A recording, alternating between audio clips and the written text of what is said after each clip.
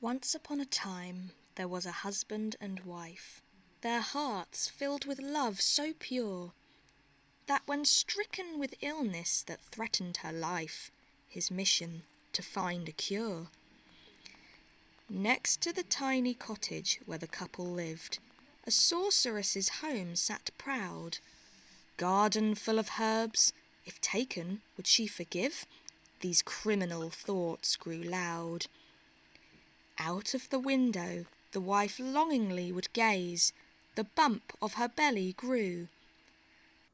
I wish upon some sweet Rapunzel I could graze, it may rid me from the flu. Desperately trying to cure his wife's fever, the kind husband would trespass, stealing Rapunzel plants to try and relieve her, sneaking over the long grass. As the wife ate the Rapunzel, she grew stronger, and thus she begged him. Steal more. But one day, on his wife's mission he spent longer. Their lives changed forevermore. Whilst collecting Rapunzel plants to feed his love, the old sorceress appeared, looming behind him amongst the flower foxglove, the husband trembling and scared. The sorceress was furious. How dare you steal from my garden full of life? Please, madam, I'm sorry. We're having a baby, and so unwell is my wife. The sorceress took pity on the trembling man and offered to make a deal. You can have anything you need, plants, herbs, or bran, in the hope your wife does heal. But there is one condition. The sorceress smirked. Give me your baby, once born. What choice did he have? The husband became so irked, for the baby he must mourn. Several months passed, and a little girl was born who was beautiful, like the sun. So bittersweet was the arrival, for they knew they could not that old witch shun. Sorceress took the baby and locked her away, declared her name Rapunzel, after the plants you stole from me day after day. I vow to raise her so well. The sorceress locked her away in a tower that had not a door nor stair. Years later, a beautiful woman did flower, with long flowing golden hair. At nightfall, the witch fled, and by dawn she arrived to tend to her herb garden. Rapunzel knew no different, her whole life contrived, and at her sweet song hearken.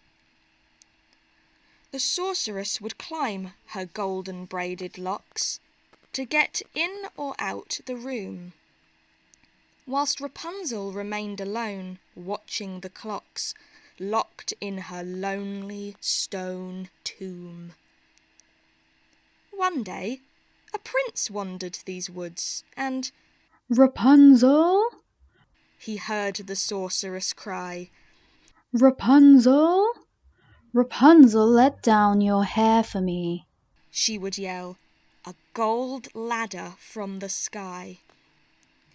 Eve after eve the prince would return to the woods to hear Rapunzel's sweet songs. Why so isolated? He thought. From neighborhoods, the journey is oh so long.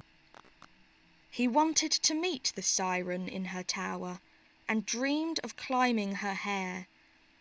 At last the sorceress left, the very hour he would climb the golden stair. He cried out the very rhyme he heard the witch cry, and thus began to ascend.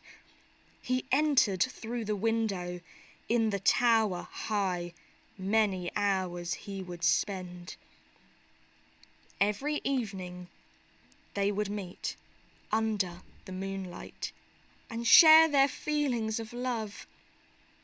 They planned to run away and have a wedding white, and her ring fit like a glove. The sorcerer saw the engagement ring that gleamed, and could not believe her eyes.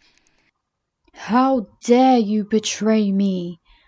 How she shrieked and she screamed, her face now filled with despise. She cut off Rapunzel's sunbeam locks and took her to a clearing. She was lost. Amongst evergreen trees she wandered through the fir, her new clock the winter frost.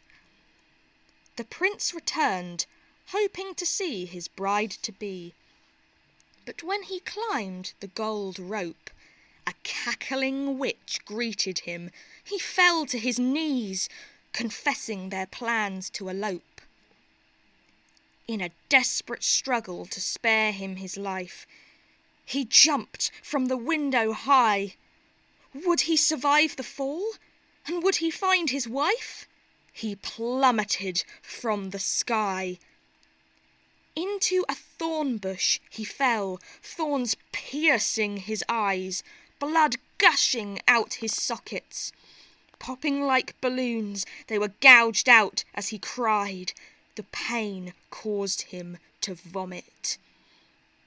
Blind and septic, he crawled along the forest floor, surviving on grass and roots, growing weaker from his wounds, the pus and the gore, wet and slimy like a newt. Finally, he stumbled upon a small clearing, heard children in the distance. A woman's voice called. My love! What was he hearing? He found her thanks to persistence. Rapunzel held his face and cried into his wounds. His sight began to repair. The infection cleared, and a new set of eyes bloomed. Reunited were the pair.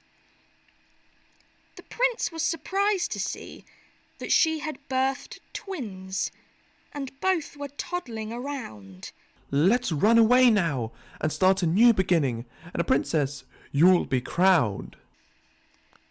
Wanting to leave their traumatic start in the past, they left the children behind.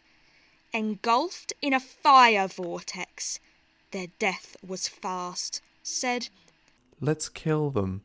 It's more kind. and finally, this concludes their romantic tale. At last, wedded they were two. Now, what is the moral of this story, you wail?